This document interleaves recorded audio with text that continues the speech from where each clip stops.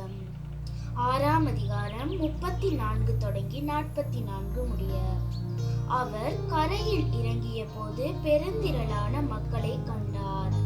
அவர்கள் ஆயரில்லா ஆடுகளைப் போல் இருந்ததால் அவர்கள் மீது பரிவு கொண்டு அவர்களுக்கு பலவற்றை கற்பித்தார்.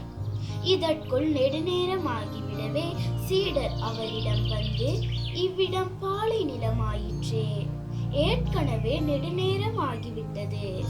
சுற்றிலும் உள்ள பட்டிகளுக்கும் ஊர்களுக்கும் சென்று உண்பதற்கு ஏதாவது அவர்களே வாங்கிக் கொள்ளுமாறு நீர் மக்களை அனுப்பிவிடும் என்றனர்.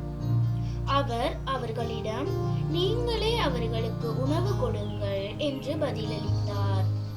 அவர்கள், நாங்கள் போய் 200 தெனாரியத்திற்கு அப்பம் வாங்கி இவர்களுக்கு உண்ண கொடுக்க வேண்டும் என்கிறீரா என்று கேட்டார்கள். அப்பொழுது அவர், உங்களிடம் எத்தனை அப்பங்கள் இருக்கின்றன, போய் பாருங்கள் என்று கூற, அவர்களும் பார்த்துவிட்டு 5 அப்பங்களும் 2 மீன்களும் உள்ளன என்றார்கள். அவர் எல்லாரையும் பசும்புல் தரையில் அமரச் செய்யும்படி சீடர்களையும் பணித்தார். மக்கள் 100 பேராகவும் 50 பேராகவும் வரிசை வரிசையாக அமர்ந்தனர்.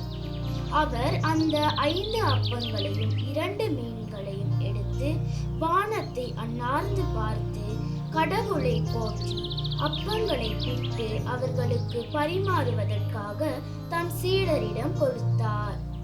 அவ்வாறே அந்த 2 மீன்களையும் எல்லோருக்கும் பகிர்ந்தளித்தார். அனைவரும் வயிறார உண்டனர். பின் எஞ்சிய அப்பத்துண்டுகளையும் மீன் துண்டுகளையும் 12 கூடைகள் நிறைய எடுத்தனர். அப்பம் உண்ட ஆண்களின் தொகை 5000. இது கிறிஸ்து வழங்கும் வாழ்வு தரும் நற்செய்தி. கிறிஸ்துவே உமக்கு புகழ்.